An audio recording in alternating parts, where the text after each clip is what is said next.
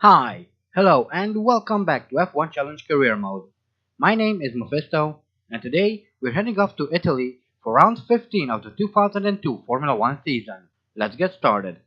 Located just a few kilometers to the north of Milan, the legendary Monza circuit combines long straights with a mixture of chicanes, fast sweeping, and 90-degree turns.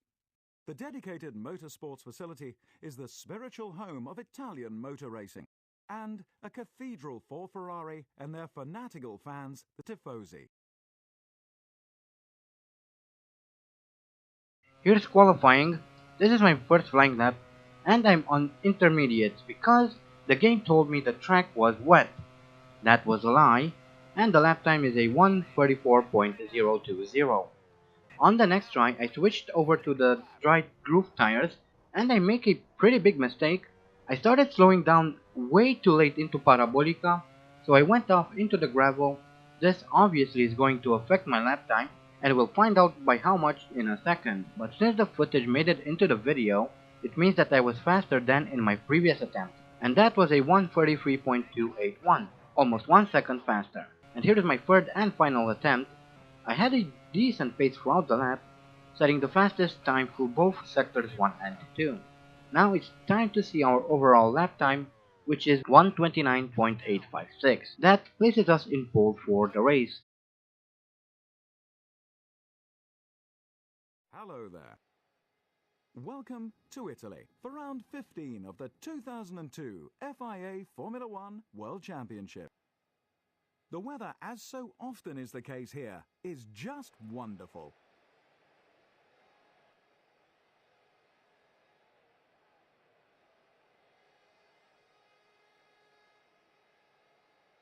The Renault driver starts his race from first. Michael Schumacher fared the same as his championship rival, the Renault driver. Juan Pablo Montoya, third.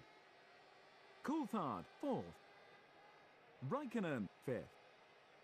Rubens Barrichello, sixth. Ralph Schumacher, seventh. Jenson Button was way off the pace of his teammate. He starts in eighth. Heidfeld, ninth. Massa, 10th. Fisichella, 11th. Villeneuve, 12th. Eddie Irvine, 13th. Frentzen, 14th. Sato, 15th. Mika Salo, 16th. Webber, 17th. Panis, 18th. Pedro de la Rosa, 19th. Bernaldi, 20th. Alan McNeish, 21st. Alex Young, 22nd. Here we are on the grid for the Italian Grand Prix. We're starting from pole. Michael Schumacher is second. Montoya is right behind me. Button is down in 8th. I don't know what happened there. Lights are out and we're off to a slow start. Montoya hits us from behind and we're quickly dropping down the order. That was a very bad start on my part. There goes teammate Button as well as Montoya with his broken front wing. So it seems that we'll have our work cut out for us in the race. And there is another incident. Let's have some replays. First off, the start itself.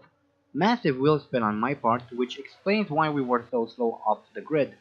But Montoya lost his front wing in that exchange, so it's going to be interesting to see if he can make a comeback, as he will no doubt fall down the order until he'll change his front wing. We are now on board with Montoya to see the incident from his perspective.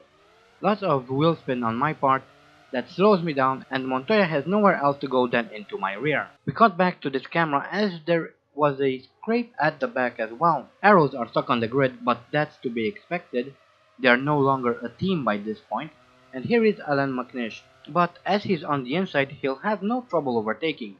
However, he does go a bit too fast and ends up hitting his teammate. That causes McNish to lose his front wing.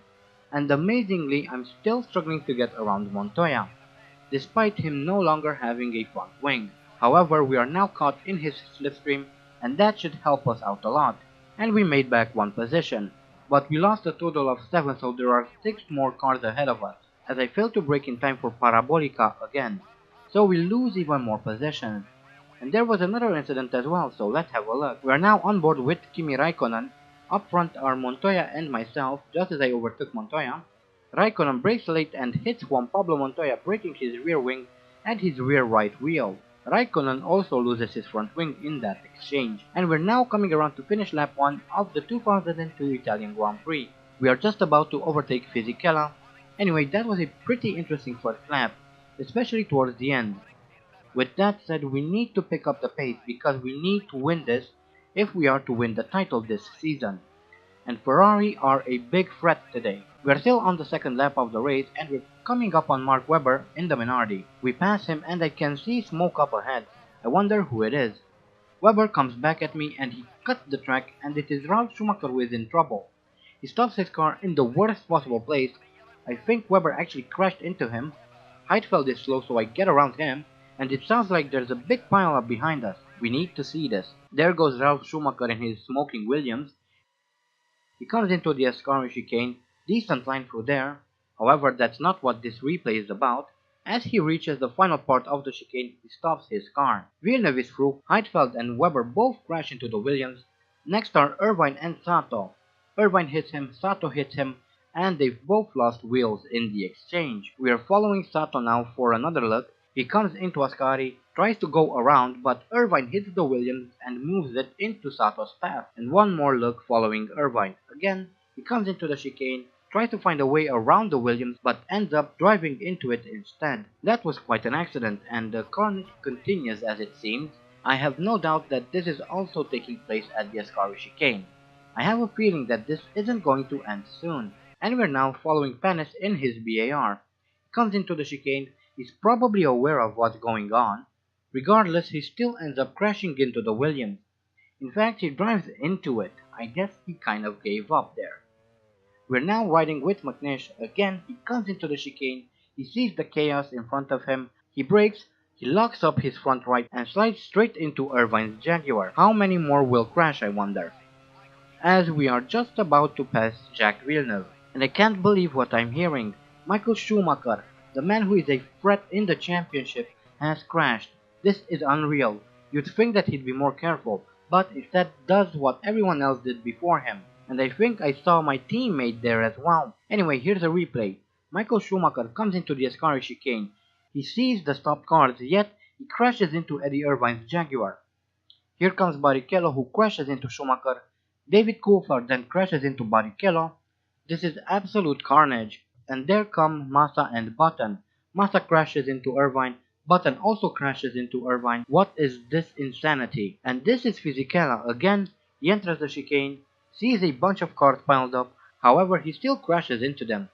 If I didn't know any better, I'd say that the game transformed from a Formula 1 racing sim into Carmageddon. Those were a lot of crashes, and most of them will end up retiring, as I failed to brake in time into turn 1.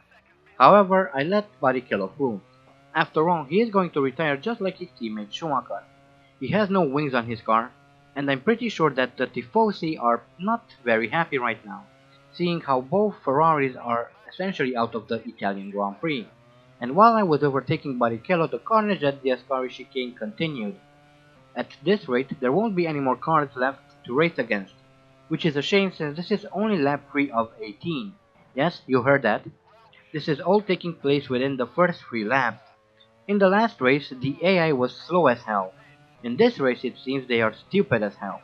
I mean, I know that the attrition rate at Monza is generally high, but this is a bit too much.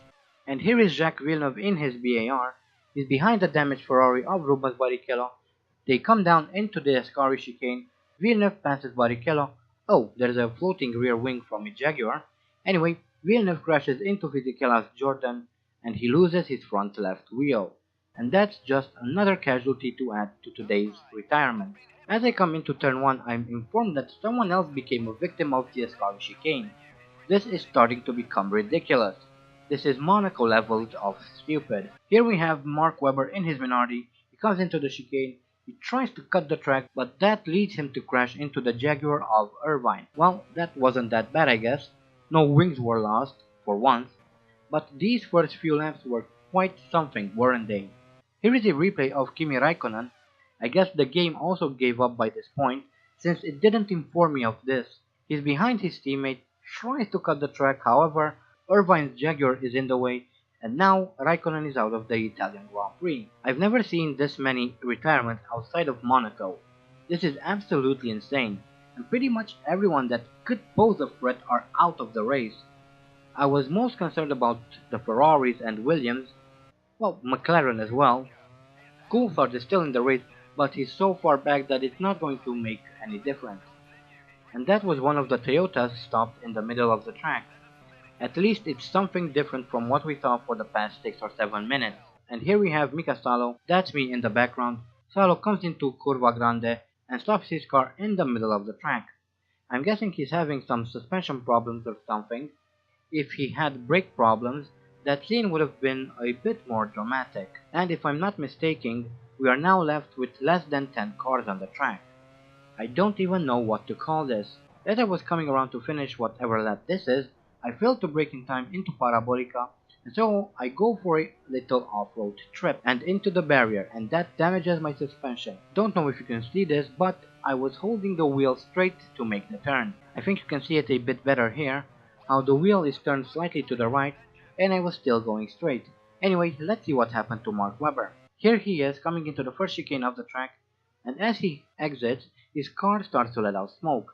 He comes into Curva Grande, but he then decides to pull over safely to the edge of the track. I guess he learned his lesson from what we saw from the first few laps of the race, and I think that was the last retirement of the race. There shouldn't be any more. With that said, let's try to finish the race. It is going to be a bit annoying due to my damaged suspension, but I would be a fool not to take full advantage of this situation. On lap 9 I had to come in for fuel and tires. Salo is about 25 seconds behind, so if our stop goes well, we should exit the pits ahead of him.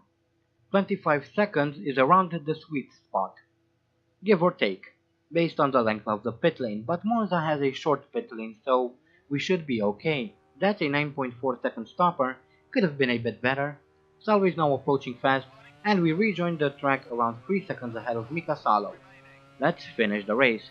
And we are now coming into Parabolica for one last time in this crazy 2002 Italian Grand Prix. In the final 3 or 4 laps, David Coulthard was starting to close in on us, but that doesn't matter since he's still nearly 30 seconds behind. And we come around to take the checkered flag. That's 10 more points in the bag. That should put me on equal footing with Michael Schumacher. And look at that. There are only 7 finishers out of the 22 starters. Well, 20 really, because Errol didn't really count anymore, since they were no longer in F1 by this point. And I think that by this point all efforts to try and sell the team fell through. Although I might be wrong on that, I don't really know the details of what exactly was taking place behind the scenes. I could probably read up on that, but I'm not going to bother. Instead, let's have a look at the standings. After that fantastic Italian Grand Prix, let's take a look at the final results. The Renault driver first. Coulthard second. Heidfeld third. Salo fourth. De La Rosa fifth. Alex Young sixth.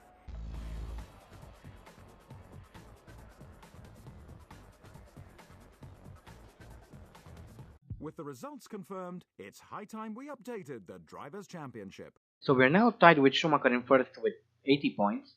Montoya is second with 61 points. Coulthard is third with 47 points. Raikkonen is fourth with 37 points. In fifth we have Heidfeld with 21 points. Ralf Schumacher is sixth with 18 points. Button is seventh with 14 points. Fisichella and Barrichello share eighth with 7 points. Irvine is ninth with 5 points. In 10th we have De La Rosa with 4 points. Frentzen and Salo share 11th with 3 points. And finally Villeneuve and Jung share 12th with 1 point. Renault regained the lead of the Constructors' Championship. Ferrari are second, followed by the third place McLaren. Our team regains the lead of the Constructors' Championship with 94 points. Ferrari dropped to second with 87 points. McLaren are third with 84 points. Williams are fourth with 79 points. Fifth are Sauber with 21 points. Jaguar are sixth with 9 points. Seventh are Jordan with 7 points. Arrows and Toyota share eighth with 3 points. and BAR share 9th with Minardi with 1 point. So now all teams have scored points. What a crazy race this has been, and to be honest I kind of feel bad for Ferrari having to retire at their home Grand Prix. I can only imagine just how heart-wrenching that really is, especially for the loyal tifosi. But there were a lot of retirements this race, and the only one that could pose a threat was Coulthard, but he was also involved in that crash, so by the end he was so far behind that he didn't really pose a threat anymore. And it looks like we will be competing for the title till the very end. And with 2 more races remaining, it's still anyone's game. Our next race is the US Grand Prix at the Indianapolis Speedway, a track I'd much rather skip, but that's not an option really. So until next time, I hope you guys enjoyed this video. Thank you all so much for watching. Don't forget to visit the link in the description box below to vote for next season's team. And as always, stay sharp.